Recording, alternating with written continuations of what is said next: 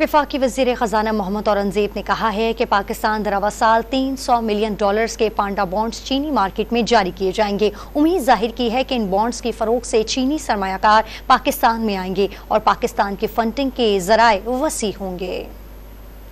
نشریاتی ادارے بلومبرگ سے گفتگو کرتے ہوئے وزیر خزانہ نے بانڈز جاری کرنے سے متعلق فیصلے کا اعلان کیا۔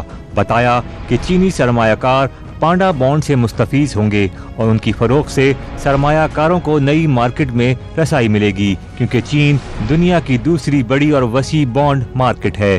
وزیر خزانہ نے بتایا کہ ابتدائی طور پر $250 سے $300 ملین کے بانڈز جاری کیے جائیں گے اور بعد ازاں ان کے حجم میں اضافہ کیا جائے گا۔ کہا کہ کیش بیلنس بہتر ہے اور حکومت تمام قرض بروقت ادا کرے گی۔ ادائیگیوں سے پاکستانی کرنسی پر دباؤ کا امکان نہیں ہے۔ محمد اورنگزیب نے بتایا کہ معاشی استحکام کی طرف درست سمت سے بڑھ رہے ہیں۔ امید ہے کہ روپے کی قدر مستحکم رہے گی۔ یہ بھی بتا دیا کہ پاکستان کم از کم 3 سال کے لیے IMF پروگرام لے گا اور اگلے مالی سال میں ترقی کی شرح بہتر رہنے کی امید ہے۔